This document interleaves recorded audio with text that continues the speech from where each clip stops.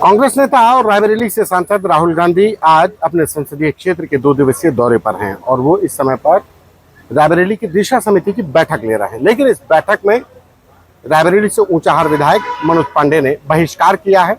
उन्होंने इस बैठक का बायकॉट किया। हमारे साथ बात करने के लिए कांग्रेस के सीनियर लीडर दीपक जी हैं। दिशा समिति की बैठक से मनोज पांडे तो चले गए, कहने लगे कि यहाँ पर प्रधानमंत्री की मां को लेकर के निंदा प्रस्ताव नहीं पारित होने दिया, रायबरेली के मुद्दों को लेकर के कभी राहुल गांधी ने सवाल नहीं खड़े किए संसद में न सड़क पर। ये रायबरेली में जो विकास है वो गांधी परिवार ने दिया है और राहुल गांधी जी विकास की योजना की समीक्षा करने ही बैठे थे। और कई सारे यहाँ पर जो सोनिया गांधी जी के समय में यूपीए 2 के समय में कई सारे काम शुरू हुए थे, उसे राहुल गांधी जी ने इसी मीटिंग के माध्यम से हल कराने का काम किया है। ठीक है, मनोज भाई नए नए किसी और पार्टी के साथ खड़े हुए हैं, उनको भी थोड़ा माइलेज मिलना चाहिए। जिस पार्टी के साथ खड़ा होना चाहते हैं उस पार्टी में भी थोड़ा लगे कि कुछ कर रहे हैं। जहां एक और एक जन अपने पद को बचाने की जिद्दोजहद कर रहे हैं, हो सकता है किसी पद को पाने की लड़ाई लड़ रहे हो। मैं तो ईश्वर से प्रार्थना करूंगा कि अपने मुहिम में उन्हें सफलता मिले और उनकी पार्टी उनको सिरे से ले ले। आपने कहा कि एक लोग अपने पद बचाने के लिए, तो कल तो दिनेश सिंह ने जिस तरीके से विरोध किया उस पर क्या कहेंगे? और उन्होंने चिट्ठी लिख दी है कि रायबरेली पुलिस सही से काम नहीं कर रही, वीवीआईपी प्रोटोकॉल दिया गया, जनता परेशान हो गई। देखिए, कल जिसकी बात कर रहे हैं वो दिनेश प्रताप सिंह अपने मंत्री पद को बचाने के लिए, जैसा कि पूरा प्रदेश जानता है, वो भूपेंद्र चौधरी गुट के नेता हैं और उन्हीं के साथ उन्हीं की कृपा पात्र बन के ये लोग मंत्री पद पाए हैं। कांग्रेस से भाग के गए थे, हालांकि भागे बसपा से भी थे, भागे सपा से भी थे, कांग्रेस में भागे। कांग्रेस पार्टी में प्रियंका गांधी जी को भगवान और सोनिया गांधी जी को मां बोलते थे। इनका बड़ा लंबा इतिहास रहा है भागने का, पार्टी छोड़ने का, उस पार्टी को छोड़कर गाली देने का। तो मैं तो भूपेंद्र चौधरी जी को आगाह करूंगा, जिस पार्टी को छोड़ते उस पार्टी को गरियाते हैं। भूपेंद्र चौधरी जी सावधान रहें, शायद अगला इंसान वही हो। अगर मंत्री पद गया तो, अगर मंत्री पद बच गया तो भूपेंद्र चौधरी या भारतीय जनता पार्टी के पोषक गाली से बच जाएंगे।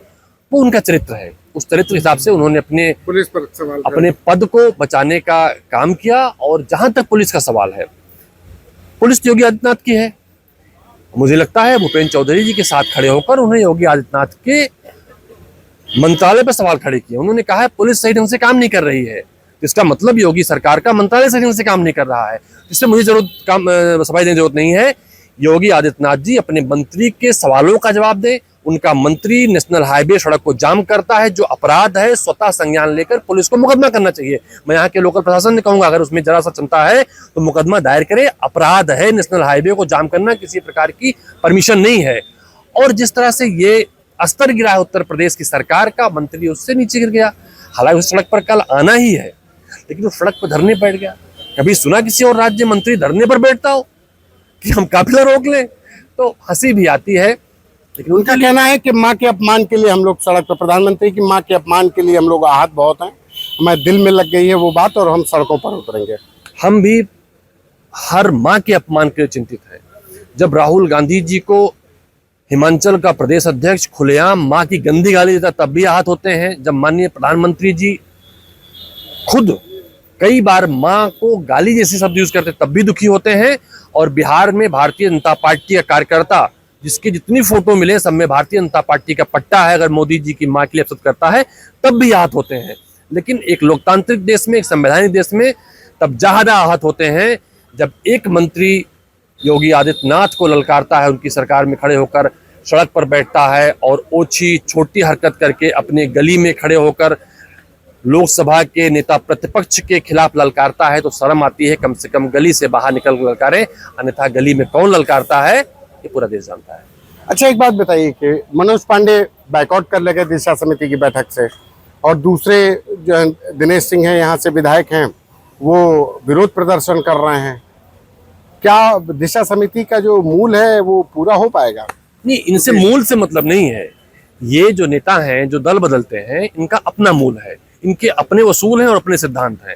ये एक दल में टिक नहीं पाते। इनका कोई न वसूल है, न सिद्धांत है, न विचार है।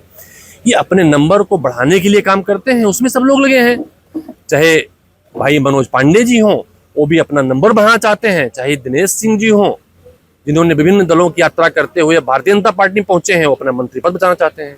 अच्छा, आप मनोज पांडे के लिए भाई मनोज पांडे कह रहे हैं, तो अभी मनोज पांडे के लिए थोड़ा सॉफ्टनेस है क्या? देखिए, मनोज पांडे ने अभी कम दल बदल किया है। दिनेश प्रताप सिंह का जो इतिहास रहा है दल बदल का, वो पहले अखिलेश सिंह की राइफल ढोते थे, फिर राम नरेश यादव जी की गाड़ी चलाते थे, उसके बाद में वो बसपा गए, फिर बसपा छोड़ के मायावती गाली दिया, सपा गए, सपा छोड़ गाली दिया। कांग्रेस में उन्हें ले जाने गुनाह मैंने किया। मेरे घर गए, उनको मैंने गौरीगंज अपने घर से लाके गौरीगंज में किशोरीलाल शर्मा से मिलवाया, बिना राहुल जी और प्रियंका जी के परमिशन की एमएलसी टिकट दिला दिया। बंदा एमएलसी बन गया।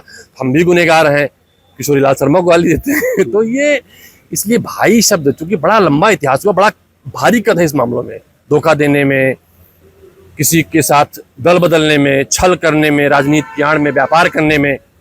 इतने बड़े कद के आदमी को भाई सब छोटा नहीं पड़े, लगाता नहीं।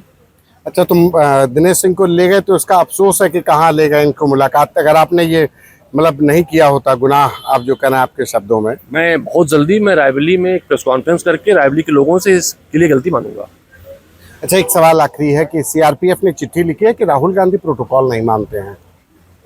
देखिए, मैं मानता हूं राहुल गांधी जी हर उस प्रोटोकॉल का पालन करते हैं। अगर विदेश में कहीं से प्रोटोकॉल में कुछ हुआ होगा तो सरकार की जिम्मेदारी बनती है उन्हें पूरा प्रोटोकॉल दे।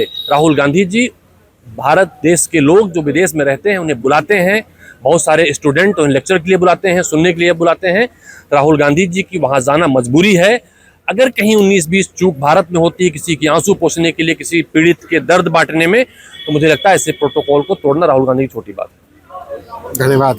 ये थे हमारे साथ कांग्रेस के सीनियर लीडर दीपक सिंह, जिन्होंने कहा कि मनोज पांडे जो ऊंचाहार से विधायक हैं, वो अपने नंबर बढ़ाने के लिए सब कर रहे हैं। वहीं दिनेश सिंह अपनी कुर्सी को बचाने के लिए राहुल गांधी का विरोध कर रहे हैं। कैमरा पर्सन संजय के साथ संतोष कुमार, आज तक।